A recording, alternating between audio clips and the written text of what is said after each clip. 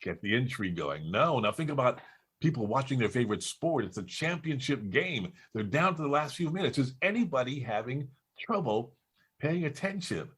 Oh, great. So guess what? It's not attention that's the problem.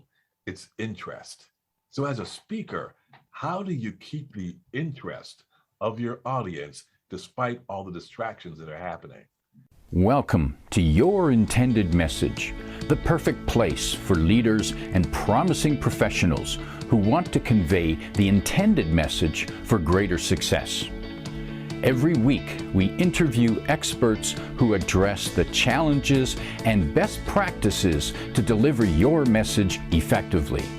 That might be one-to-one, one-to-few, or one-to-many. And perhaps the most important conversation, one to self. I'm your host, George Torok. My guest today is John Watkis. Here's 3 facts that I think you should know about John. 1, he is currently the president of the Central Florida chapter of the National Speakers Association. 2, he is the first Canadian-born actor to play Mufasa in the Disney musical, The Lion King. And 3, his Sunday ritual is making and eating decadent, delicious pancakes. John Watkis, welcome to Your Intended Message. George, thank you so much. It's great to be here. I appreciate the opportunity. It's wonderful to talk with you in Central Florida, and just thinking about those pancakes makes me hungry already. John, you are a public speaker, a musician, a performer. You performed in Lion King, and I believe that you pointed out that there are lessons and techniques that public speakers can take from singing, from music. Is that fair to say? Absolutely. And it doesn't necessarily mean you have to be able to sing or play an instrument. It's just that you can take some of the same principles, apply them to speaking, and you'll get some good results. So give us an example of 1 or 2 of those principles that we can take from music. Well, let's take the most important part of a song. It's the chorus. We all know that when you hear a song, that chorus is repeated over and over, and it's the central part of the song. It's the reason you're actually singing the song. If you were to take this to a presentation, how many times have you sat in an audience and after 5, 10, 15 minutes thought to yourself, where on earth is this going? Why? No chorus. There's no actual intended reason, or at least none has been explained, for why that person is speaking. You never listen to a song and go, what's the song about? Okay, maybe some, like da, da, da. Yeah, we don't know what that was. We don't know what that was about. That was the chorus, right? So sure, we have some songs like that, but rarely are they hits. It's the same with a speech. There's got to be a chorus, a main message for why you're saying what you're saying. And as with a song, it should be repeated over and over. Doesn't necessarily mean that you're saying the same word over and over, but the core of the message is there. So that would be the first one that I would mention, is that chorus you need to have. So at the end of it, people can say, this is what it was about. Because I've left, and I'm sure you have many times, asking yourself, why did I just spend 30 minutes to an hour listening to that person speak? And I suppose that you mention it, some people are, well, some speakers simply don't clarify their message, and some are reluctant to repeat the message because they think they're doing something wrong. And the reality is, we need to hear the message, and not necessarily in the same words, but we need to hear it more than once before we sink in. And I guess a good example of that, imagine if you're trying to rehearse, or if you're trying to memorize, whether it's a speech, a poem, a song, you say it over and over again so that you own it. And when a speaker, they need to say the message more than one time. And I suppose one of the best, I think, one of the best examples of someone who repeated their message in their speech was Martin Luther King in his famous speech, "I Have a Dream." And we all remember those words. We probably don't remember the rest, but we remember those words because he said it 11 times. And never once did he apologize for repeating himself. So the chorus is about repeating the message, and people need to do that. So thank you for pointing that out. What's another principle from music that we can take to public speaking? To build, George, just on one more thing that you mentioned there in terms of the repetition and why it's so important. When we read a book, we can go back if we didn't get what the speaker said and we didn't understand it. But when we're listening, it's a very different dynamic. And so if we can't go back and repeat for the listener what was said, they forget it. So this is why, as you said, people apologize for saying the same thing over and over, thinking the audience is going to remember those key words. They do not. And so that's why that becomes so important. A second part, if we talk about music, and a lot of times this gets left in the background, is mood. I tell people everyone owns a song. And what I mean by that is you can be in a conversation, you're out at the mall, you're talking with someone, and all of a sudden you hear something that stops the conversation. You go, "Shh, that's my song." Why? Because of the way it makes you feel. And you don't have to hear the whole song. All you have to hear are the very beginning notes. And you remember and you get that feeling of nostalgia. It brings you back somewhere. Well, in a speech, we also want to set the mood. And just like we do with a song, do it right at the beginning. What is the mood that the audience is going to be in when you begin speaking? And then what mood do you want to move them into within your speech? You've got to set that tone right off the bat. And so again, it's an element that we often forget about and don't even realize needs to be there. But how does the speech make you feel? Outside of statistics and facts and examples, there should be an emotional connection, because when we're actually moved, it's because of the way we feel. We know we should exercise. We know we should eat right. But if we don't feel like it, then it doesn't happen. So this is important in a speech as well. Create the mood right at the beginning so that people are in the place where you need them to be to receive the message.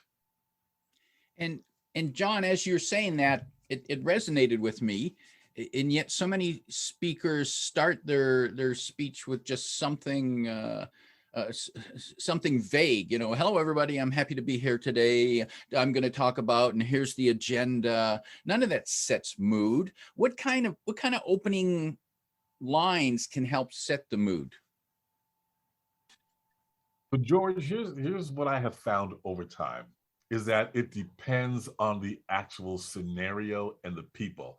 And let me go to a scenario that every speaker is familiar with or becomes familiar with, and no one warns them about it. I'm not sure why. It is during the conference, you're speaking the morning after the last night where they've had that party. you know the one.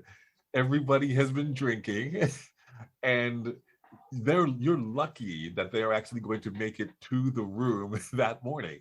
So your intended message can get lost because you maybe come out and explode out of the blocks, not realizing that you have a hungover audience.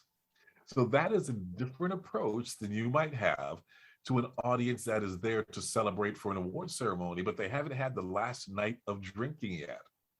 So you can really approach this from a number of different angles, depending on we go back to that mood. What's the mood at the start? What mood do you want them to be in? I can start with a question, one that is for intrigue. And I might say, true or false, our attention spans are getting shorter. And I'll have the audience being prepared to answer. And before I let them answer, say, okay, well, think about this. Imagine a teenager who is playing a video game that they enjoy. Are they having trouble paying attention? Get the intrigue going. No, now think about people watching their favorite sport. It's a championship game. They're down to the last few minutes. Is anybody having trouble paying attention? Oh, great. So guess what? It's not attention that's the problem. It's interest. So as a speaker, how do you keep the interest of your audience despite all the distractions that are happening? So I've asked them enough questions to get them interested in what we're going to say next. And that I find insightful, John, because people seem to think that, oh, it's attention spans that we have to deal with, but really it's interest. And so how do we keep their interest? This is where we appeal to them. As you notice, when I started asking those questions, this was curiosity. Oh, wait a second, I've never thought of it that way. I've given you a different perspective now. So I'm drawing you in with a little bit of curiosity and making you think, wow, I've never thought of it that way. And that opens you up to hearing a little bit more of what you want to say. It gives you authority as well. Now, you could do that with a quotation. For example, you could say, we've all heard that knowledge is power. But is it really? Does just knowing something make you powerful?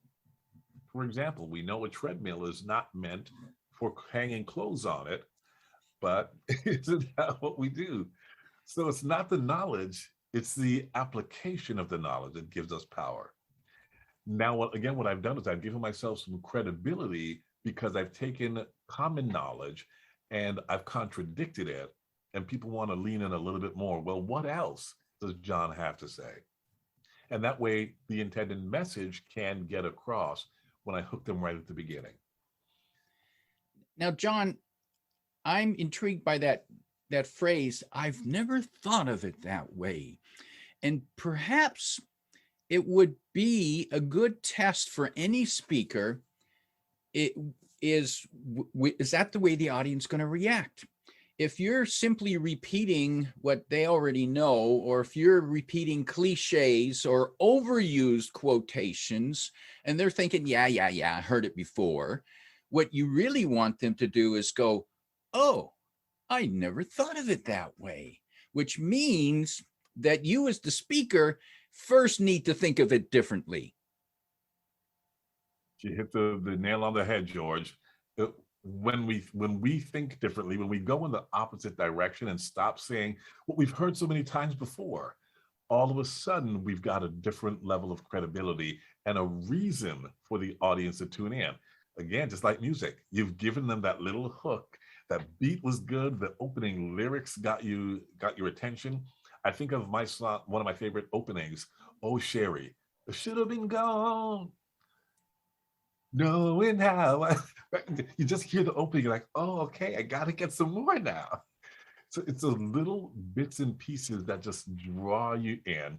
And saying what's contrary to popular belief is one of the best ways to do that.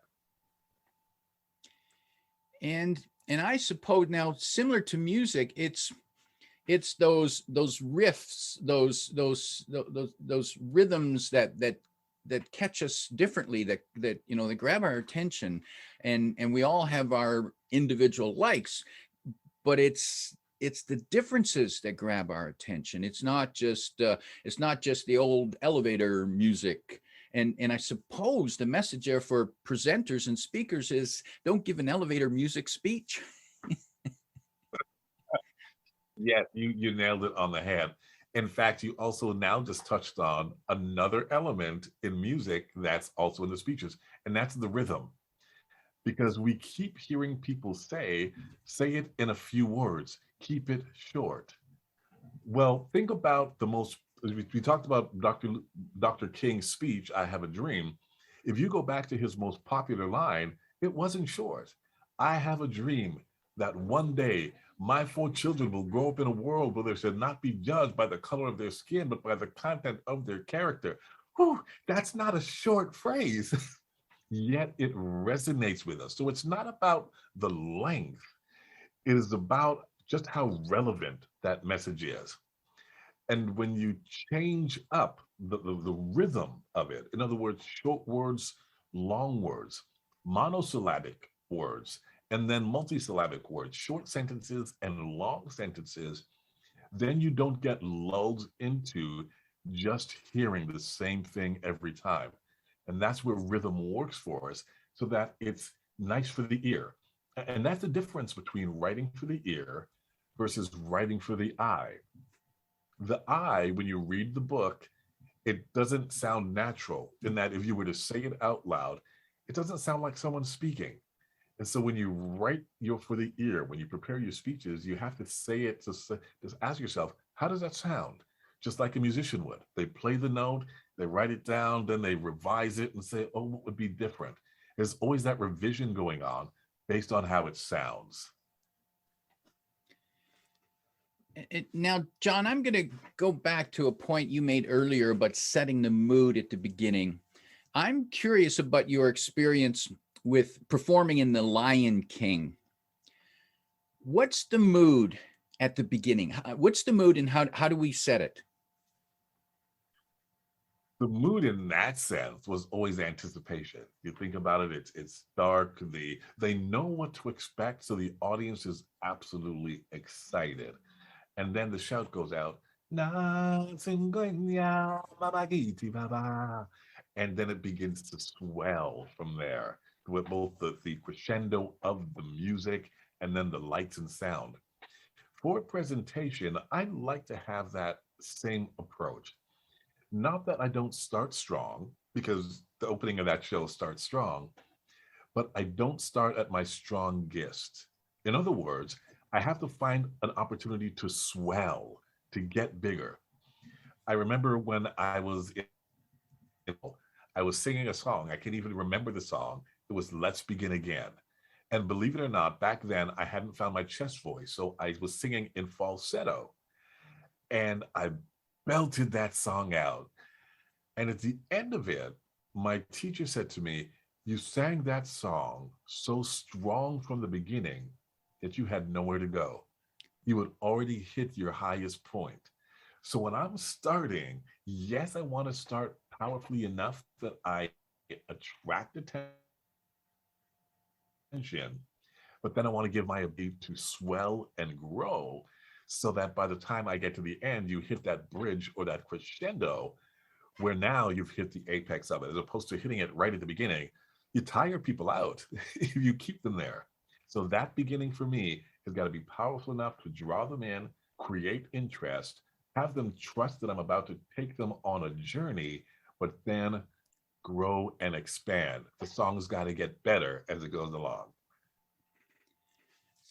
Now, the interesting point there is don't start at your strongest. Start moderately strong enough to grab attention, but leave room because you still need to take the audience on a journey. Absolutely, yes. And that's the big mistake you see a lot of motivational speakers make, is they just start out and it's up there and they're walking fast and they're talking fast and whew, you get exhausted. In fact, it's, I can't hear you. How you doing today? Man, that's the beginning. Where do you go from there? You've got to give yourself some room.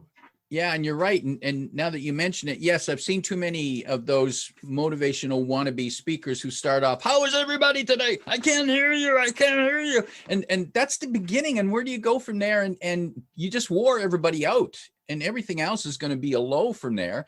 Plus a little phoniness there too. But that's a different story. Yes, it is. And you know what? A lot of people don't like that. Look, I just said good morning. Why are you asking me to say it again? So, now, yes, you need somewhere to go. Now, John, when it comes to music, and I know we all have our own favorites, what music gets you ready for your presentation? Wow.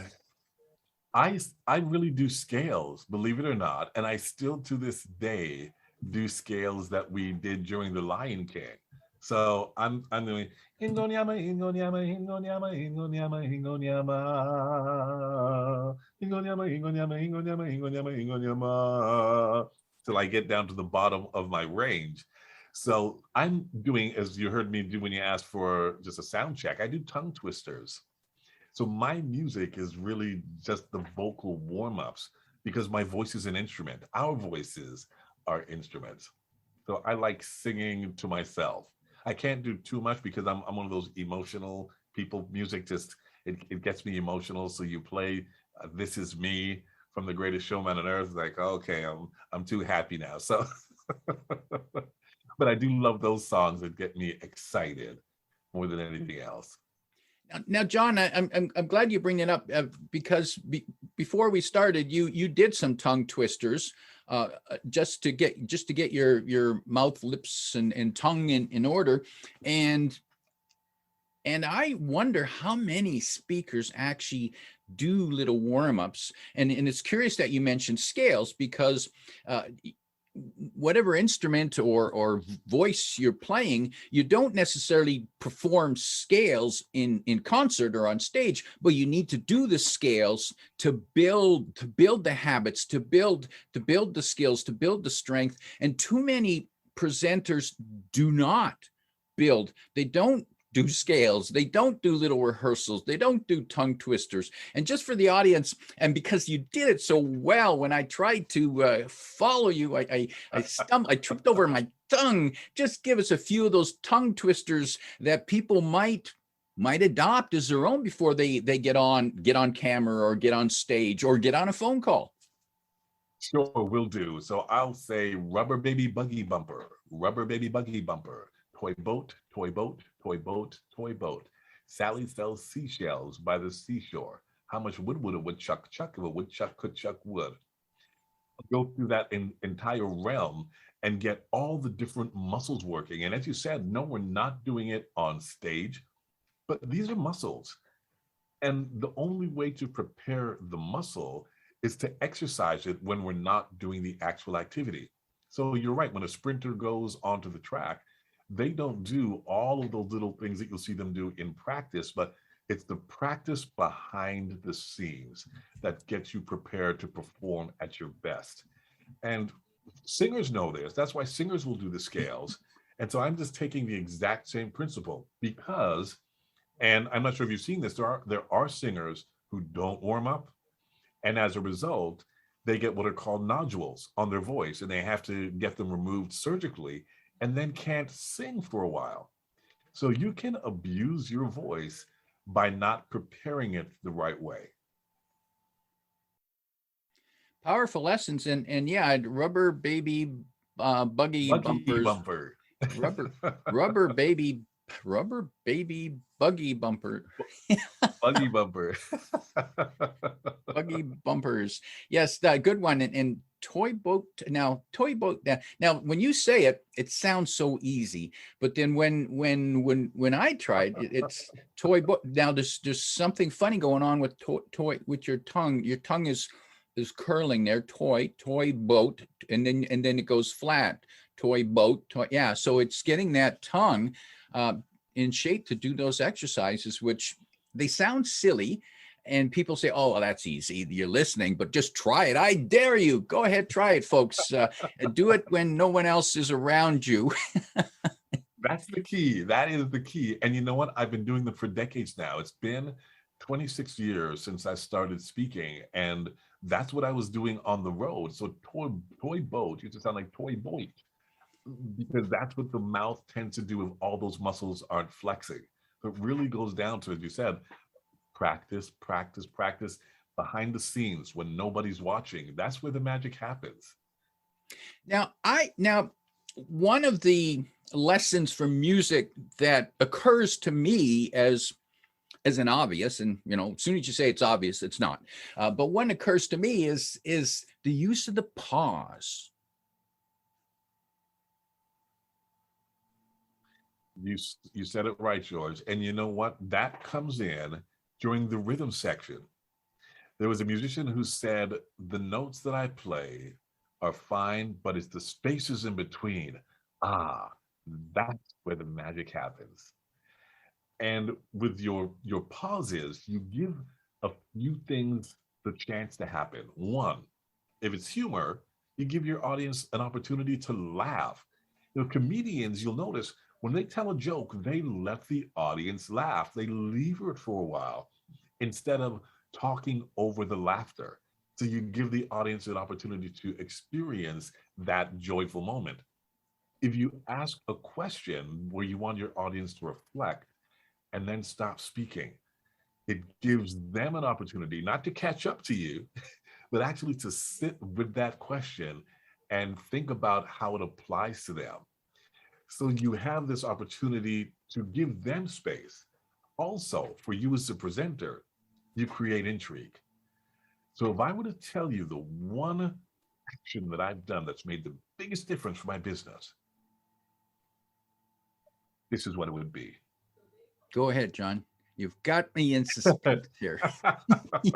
Don't make me wait too long. This is where you hold it and you think about, I think about Michael Jackson. One of my favorite songs from him is "She's Out of My Life."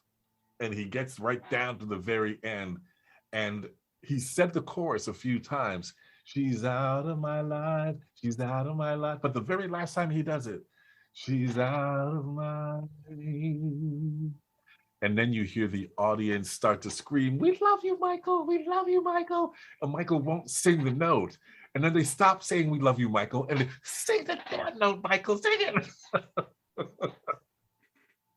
Want to hear what comes next. We're so uncomfortable with the pause that as speakers, we tend not to incorporate it. So I encourage everyone, use that pause. There's power in it if we use it to its maximum. John, from the world of music, what you've given us a few tips or practical tips already. What lesson do you think might surprise most people from music to speaking? I would say what we call the hook.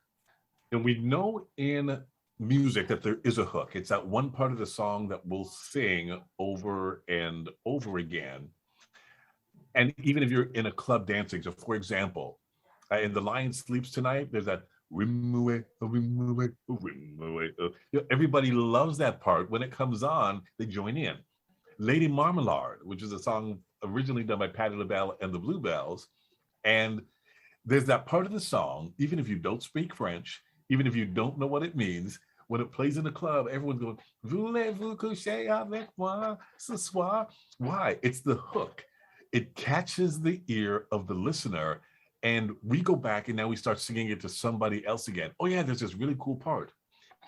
In a speech, you can actually create hooks that you want your audience to go back and repeat over and over again. And the question is how? Well, you use different techniques that are what we would call rhetorical devices. When I speak about this presentation, for example, I say that a successful speech is one that your audiences will remember, repeat, and respond to. So what I'm using is alliteration because people automatically pick up on it. Oh, 3 R's, remember, repeat, respond. So alliteration, the repetition of consonant sounds at the beginning of a word. I also, in this situation, added what is called working or speaking in threes. So if you think about the rhythm that we listen to in speech, there is I came, or we came, we saw, we conquered, life, liberty, the pursuit of happiness, now abide, faith, hope, love. We listen and we speak in threes naturally. So remember, repeat, respond was a combination of both alliteration and speaking in threes. Well, that's one way that you can actually create a hook that people will walk away with. Also, you can do what Johnny Cochran did. If you remember the O.J. Simpson trial, how this trial went on for weeks, hours. You got it already. You can still remember the vision. He said, if the glove doesn't fit, you must acquit. That's over 20 years ago. George, why do we still, oh gosh, it's nearly 30. We still remember it to this day. So rhymes are another way that we can create a hook when it's placed properly within your presentation. You know, there are a lot of different words for it, or phrase. Some people have called it a phrase that pays. But if you think musically, it's that hook, and you can intentionally create them. We have them in, again, regular conversations. Antithesis. Patrick Henry, give me liberty or give me death. It's do or die. It's either here or there. So we speak in antithesis. Ask not what your country can do for you. Ask what you can do for your country. This is placing two phrases opposite of one another. We tend to remember those as well. So these are all opportunities that you can create that one little phrase, sentence where someone says, I heard them speak years ago, and I'll always remember when they said this. And you brought it up with, I have a dream. We still repeat it because there was emotion behind that phrase. But there was also emotion when George Bush Sr. said, read my lips. No new taxes. And we got a hold of it. Why? Because there was emotion. So there are a number of different ways that you can take that hook that is so sexy in music and then translate it into your presentation as well. John, if people want to learn more about how you might help them, your programs, I believe you have a program called the High Stakes Performance Community. And if listeners or viewers want to find out more about that, what's in it for them? Why would they go there? Why would they participate? George, what I've done is I understand this about a lot of people who are in groups like Toastmasters, where you get to a certain point, and it's great because you go into Toastmasters to learn to speak. The question is, where do you go when you've learned to speak and you want to learn what the professionals do who are now presenting at an exceptional level? Well, that's what this community is. So we have something as simple as a tongue twister Tuesday, in which you are challenged every Tuesday to not only say the tongue twister, but to put it on video, put it in the community so you can have an accountability with your colleagues who are in that community to get better. We teach breathing techniques, but really it's a community of purpose-driven people who want to work together to improve their presentation skills so they can speak with more confidence, so they can attract their ideal clients when they speak, and so that they can speak on behalf of those who can't speak for themselves. It's that next step of growth where they say, how do I get better? And it gives you the accountability and also the community in order to get it done. And I believe you have an offer to let people sample that program at no charge, no obligation. And in order to sample that, what do they need to do? All they have to do in order to sample it is to send an email to john@johnwatkis.com. And in the message, put your intended message community, your intended message community. Put that as the subject, and then your name and your phone number. I will have you set up for 7 days, no charge, no strings attached. You don't have to join afterwards, but it will give you an opportunity to see what it's like to be around another group of people who want to get better so that they can have more impact and better results when they speak. And that information is in the description below. You can find the email and the information to contact John. John, in wrapping up, if there's 1, 2, or 3 pieces of advice you could give to people, maybe even remind them on how they can make their presentation more musical. I'd say a couple things. As a reminder, remember that chorus. People have to know George. They have to know, why are they there listening to you? Always remember the importance of mood, because mood is what makes the difference between just hearing and taking action after the speaking is done. That's where you get to the remember, repeat, and respond portion of the speech. Music makes us feel, and so we respond by dancing. Our speech should also make us feel, so we respond by taking action, whether that's donating or volunteering or signing up, whatever it is. That emotion is what makes a change. One point that I didn't make, and I think is missed by many speakers, and it goes back to preparing for the ear, that also comes from music, is simply the transition point, or what we call a pre-chorus. Now, once we're finished singing the chorus, how do we get to the verse? There's got to be that little phrase or line. In music, it says da da da da da da da da da. So now we are preparing to move to the next section. We need to have those transitions, those pre-choruses in our speech as well. So we've just discussed. Next, here's what I want to talk about. Here's where we'll go next. And it's so simple, but if you don't do it, you've now been talking about one part, and then you go to the next part, and there's been no warning, no switch for the audience to know, hey, we're going somewhere else. In a book, it would be a paragraph. It would be another sentence. It would be a content heading. But in a speech, it's not there. So always remember your pre-chorus. Make sure your audience can follow you every step of the way through that song and knows when it's time to take a breather, because either the chorus or the next verse is coming up. My guest today is John Watkis, reminding you that it's not about attention, it's about getting interest. And remember the famous line from John, rubber baby buggy bumpers. Let's try that a couple times, I dare you. If you like what you heard, remember to like, comment, and share this podcast.